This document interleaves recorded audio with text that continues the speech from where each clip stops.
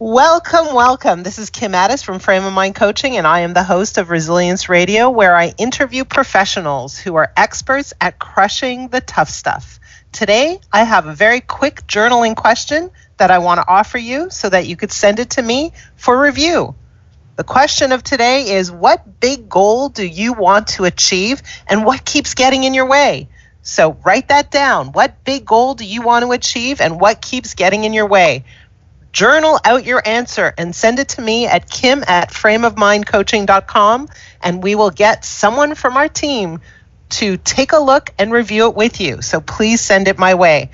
Today, I can't tell you how excited I am to introduce to you a very, very special guest. This person is a very long-time client of mine, but an extremely good friend. She's a person who I visit with every single week and have been doing that for probably about 7 or 8 years already. I'd like for you to meet Ginny Hershey-Lambert. Ginny, are you here? Yes, hi, Kim. Hi. I'm so excited to have you here. Thank you. I'm happy to be here. I mean, this is a real first, as you know. So. Well, it is only the first, and I think the first of many, many, many. So let me just give people a little bit of background, who you are, who you have been, and how I met you. I remember the day that I had a client who said to me, I want you to coach someone, a good friend of mine, someone that really matters to me. I want to introduce you to Ginny. I said, okay, tell me a little bit about Ginny. Well, she told me I work with Ginny. Ginny was my boss, actually, and she was my boss at Bergdorf's. Ginny was the executive vice president of merchandising and a whole lot of other things. I think it was store planning and design at Bergdorf's, Bergdorf Goodman. I said, wow, that sounds really exciting. And in my head, I'm like, oh my God, I don't know anything about that stuff. But I got to meet you, and off we went on this massive journey. So let's go back to that time. Do you remember that? Yeah, I do remember that. I remember that I actually it was right around the time that I was actually promoted into the executive vice president position for Bergdorf Goodman. I had been the senior vice president over merchandising for all the women's areas. And what that position really is that I was overseeing all the buying with the team of buyers for all the products for the company that was under the women's categories. And so what was it that made you think, or made her think, hey, Ginny could use a coach? Good question. I think I just had said to her at some point, wow, she told me about her experience. And then I said, I've taken on a really large role. I'm now responsible for basically running this company and 1,000, people more or less under my hat. And, maybe I could use some advice, I think, or find somebody that I could speak to about, what I was going through, and would be, I guess you might say, neutral and listening to me about what I was, the challenges I was facing. So I remember, I think at the time you were essentially running the company. You were in charge of the whole entire store, and under your direction, profits went up. Was that accurate? Yeah, that's pretty accurate. Yeah, I was the highest ranking executive in New York with Bergdorf's at the time, and so during my tenure, the profit stuff did go up, wow. And it was an exciting time, and a lot of things have changed in fashion. And at the same time, you were there for how many years? Because Bergdorf's is part of Neiman Marcus Group. Right. So I was with Bergdorf Goodman I started in 2005 and left at the end of 2012, so about 7 years. And then prior to that, I was with Neiman Marcus in Dallas, Texas for almost 18 years. So pretty much 25 years with the company. So you're with the company for 25 years. And I think this is an important part of the conversation because we have a lot of executives who listen to this podcast. And one of their most important questions is, how do I keep the best talent? And in this case, you decided to leave. So what was the final decision? What made you leave Bergdorf's when you were performing so well, when your impact on the company was really clearly outstanding? What made you turn the corner? I think, one of the things that I always felt from the beginning of entering the company back in 1988, and it's something that I also, I took advantage of maybe as well, is I always felt like I was an entrepreneur in a sense within the company. So I took it upon myself to try and learn everything about everything I was doing in the business, and not just stick to, only focusing on the single area or category that I was over at the time. And when I was with Bergdorf Goodman as well, I had, been given a lot of freedom to try new things. And it was a single store, so you could affect a lot of the business just by leaving your office and going downstairs and meeting a customer and solving maybe a concern or an issue that was going on in the store. And so at the time, I felt like I had the ability to do a lot of things, and then management changed. New leadership came in, and they hired a new president that was put over me, and I really felt like at that point that the company was consolidating a lot of functions and things. I felt like I would no longer have that freedom that I enjoyed and also was successful with the changes. Did you feel a little overlooked when they hired another president? The president that they hired is actually somebody I knew and respected, but I felt like this person was ultimately, in the position, and they were going to want to, take control of everything. And I had seen my responsibilities chipped away. Mm-hmm. And so I felt like, it was only going to be a matter of time. Right. So nothing more disempowering then to take someone who has had a lot of autonomy and suddenly start reining them in. They feel a little trapped. Yeah, I think that's true. And I think, and I also feel like it, after 25 years, which in this day and time is like forever, and very few young people, very few people that I mentor and advise over the years and have managed, have spent more than 2 to 5 years with the company. And so, I also felt like there was a whole other world of opportunity and knowledge that I wanted to assess or access.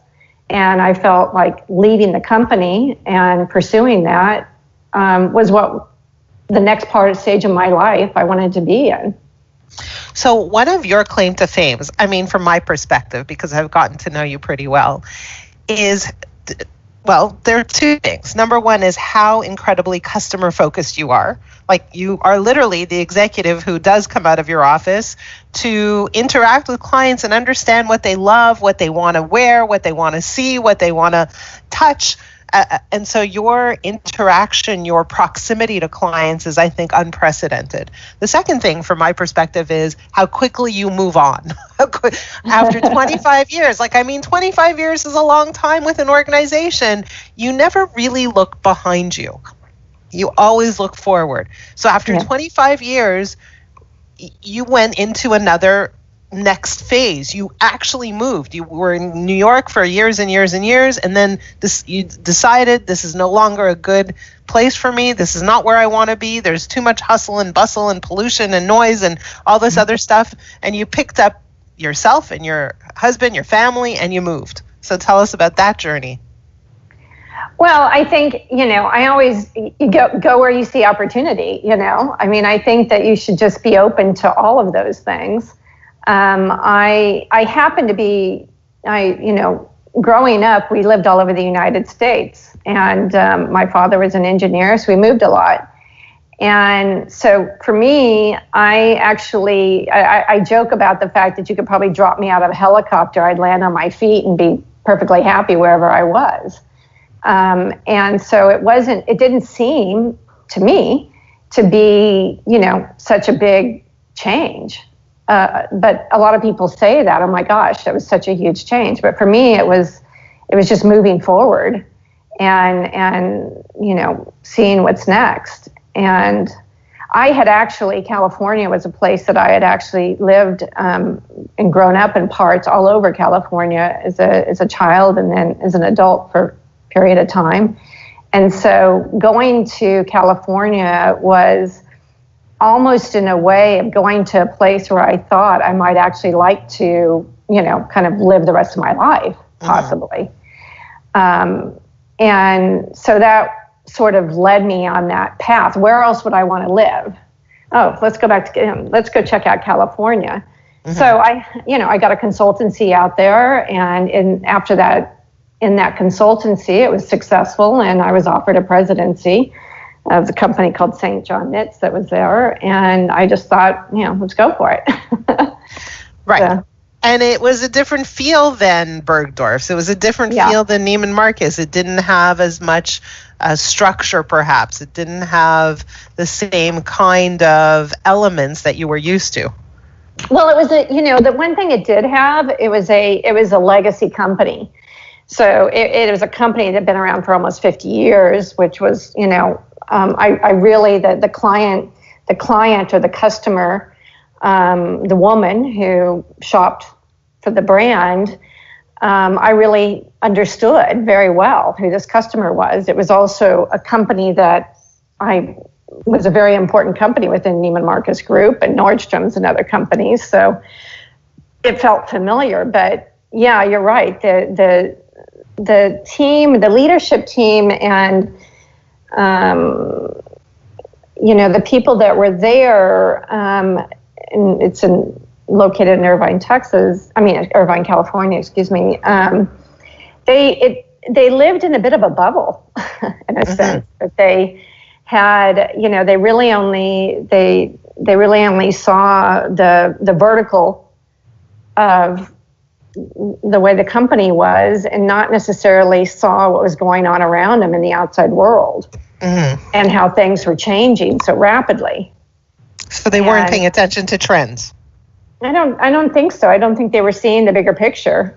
And so that was a real challenge, because I came in as a bit of an outsider, somebody that they respected, but a person who had a very broad look at in particular the luxury sector and what was going on both in New York as well as the world, and had a lot of ideas about how to move the company forward or the brand forward. And I happen to be a person who is very quick to react and move. When I have an idea or a vision, and my goal is to take, collective information from everybody, but I act on it pretty quickly.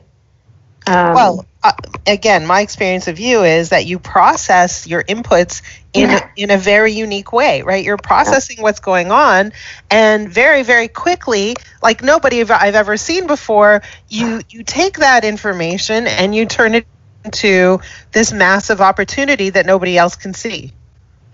Yeah, and I thank you. It has worked.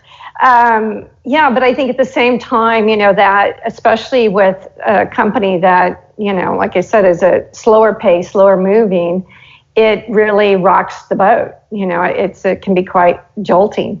So you ruffled a few feathers. Yeah, it can be feather ruffling and intimidating, and make people feel a bit insecure. So I want to go back because, again, we're talking to people who are listening are both entrepreneurs who want to bring on the big guns, people like Ginny, who has had tons of experience and can come in and make a huge difference.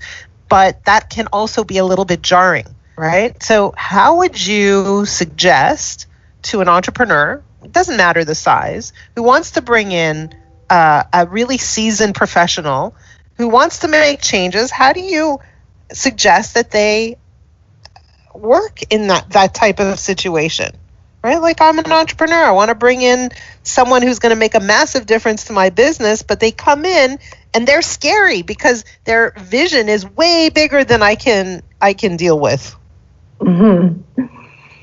Well, I think obviously the first thing is just to, really try and have a clear, as best as possible, an understanding of what what your real goal is, what you're trying to ultimately accomplish, and does this person, really have the skill set to fit, that need. And I think, I feel like the best thing to do is to try and observe as that person enters into the company, your company. Your people and your team in a way you should, and better than anybody.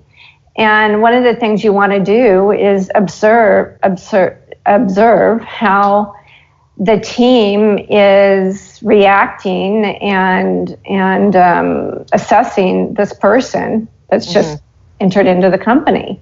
Right. And I think because no one has a magic wand.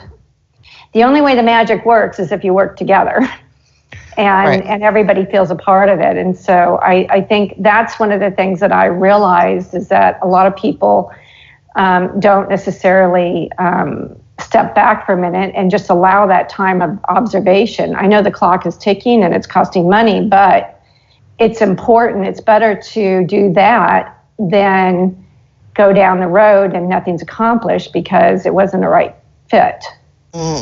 So I think what you're saying is give the person an opportunity to do what they do, and get behind your decision, like come out as a united front. Yeah. Okay. And really talk to your, stay on top of your leaders and your team.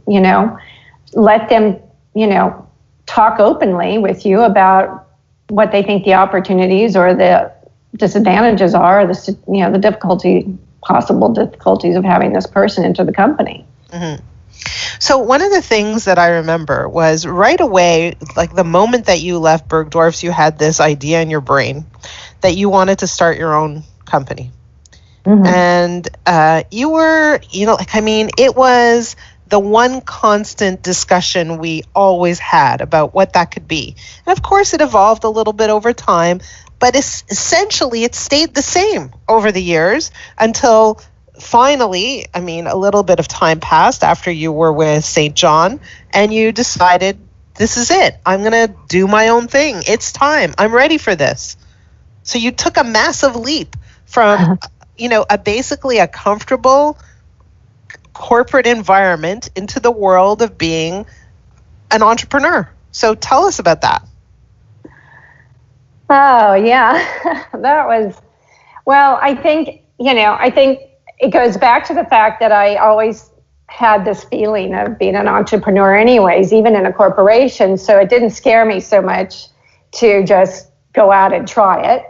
Mm-hmm. I think the first thing that, I thought about was the timing in terms of just is the idea what I wanted to do, which was to go after the children's category and, build the MineMine Kids World.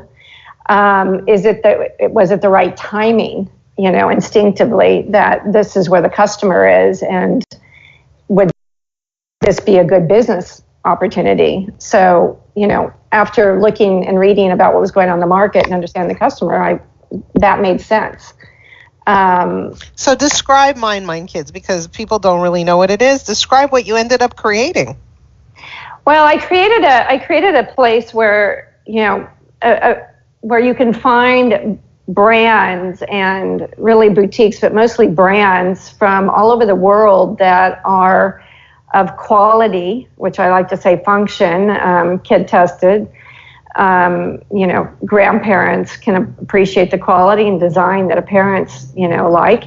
That is a shopping experience online, in all categories. So you could find clothing for a baby, for a child, a teenager, skincare products that are, beautiful, natural, organic, things that were not readily available or could be found in the United States by shopping in regular department stores or Amazon or wherever.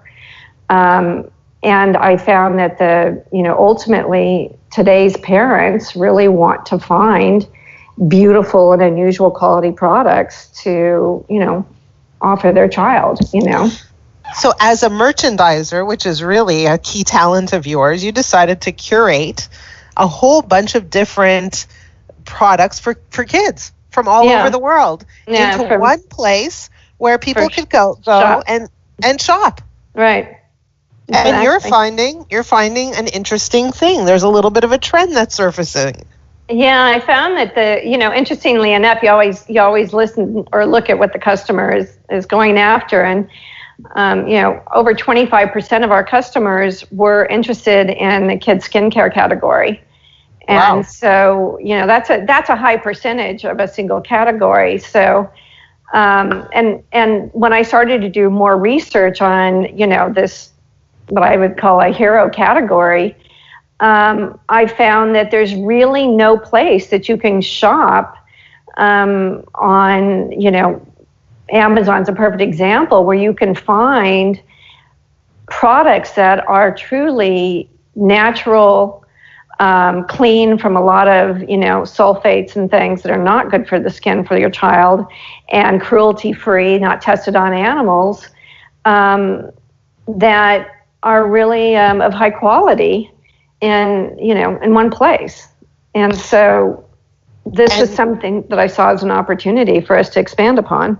And now more and more, I'm exposed to quite a few people, like parents who have young children. They're really concerned about that kind of thing. They're really concerned about the health of their children, making sure that their products, whatever they're putting on their kids, are really healthy and not, they're not adding toxins to their children. Right? It's an important fact these days. Yeah, it's a very important thing. And people are having more and more allergies as well. And, a mother and a child, and even a father with a child, there's a lot of transference of your products onto your child. Mm-hmm. And, now that I live in Europe, I'm surrounded by a lot of amazing products that are not available in the United States at the moment.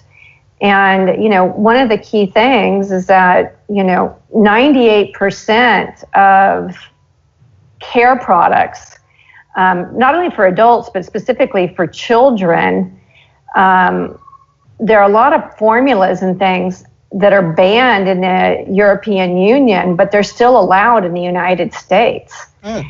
And so, the U.S. doesn't have nearly the standards that the rest of the world has. And so this is a great opportunity to really educate and introduce the customer to this in the U.S., to give them much higher quality products. So you mentioned that you're now living in Europe. You're living in Nice, in France. Yeah. So you went from California to Nice. Another move.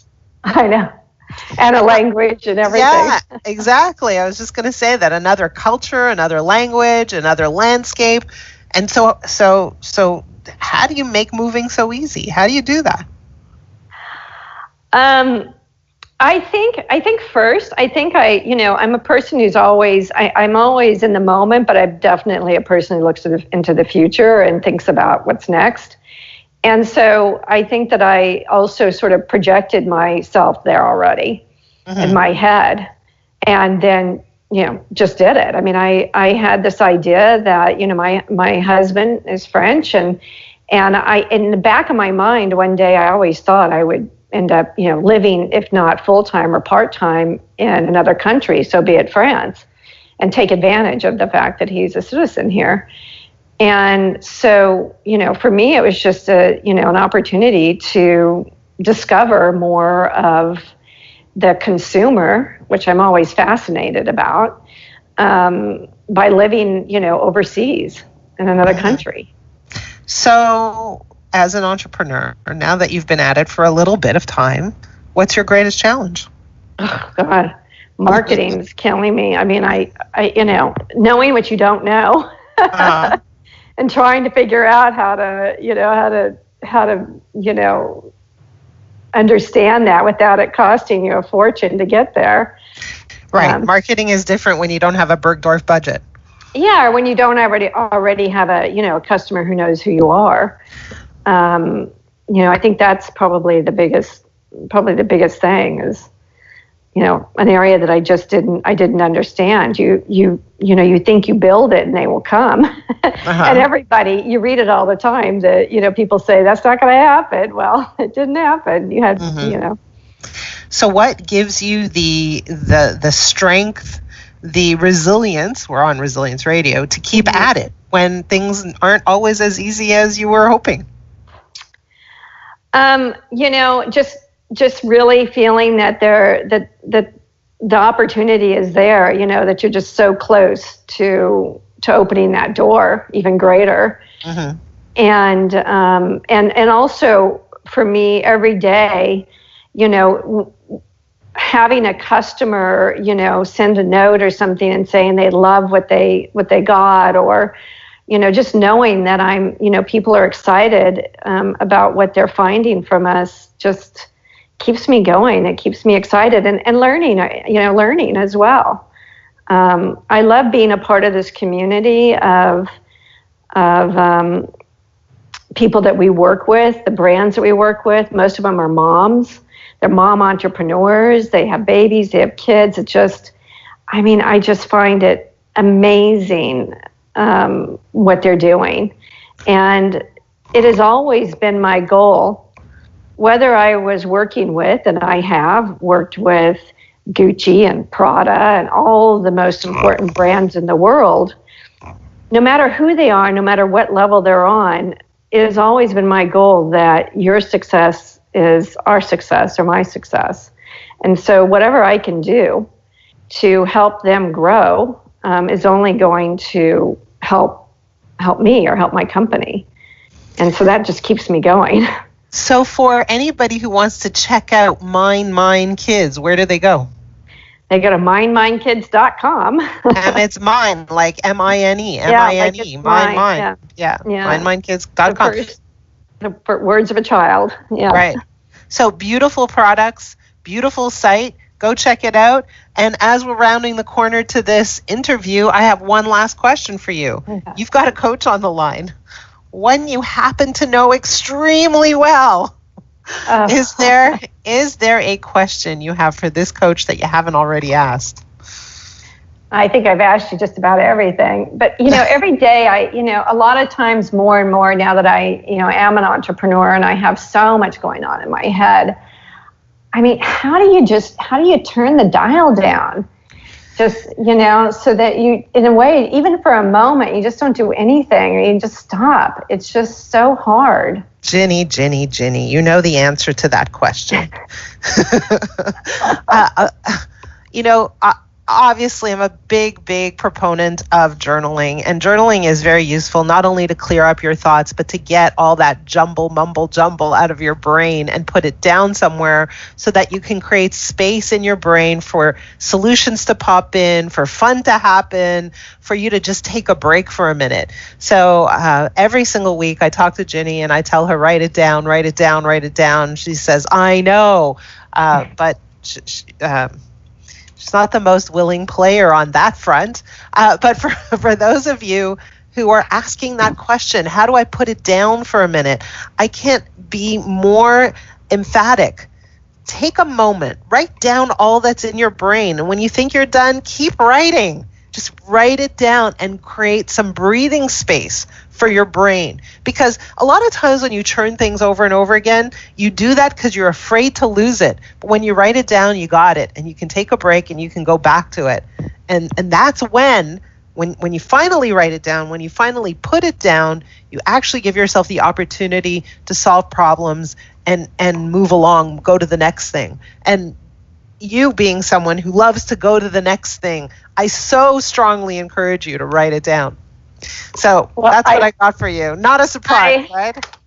I asked you that question specifically because I thought that was going to be the answer, and I love that you remind me of that. And I wanted to tell you that I also just found more jewels in my notes of things that I have written. And every time I go back and I get a chance to read some of these things, it really does bring a lot of clarity, and it is super helpful. So it is something that is making a difference for me, and I'm got to continue forward with that, as you know. Yes, but I want to say something. I've been working with Ginny longer than any other client. She's my longest client. Did you know that, Ginny?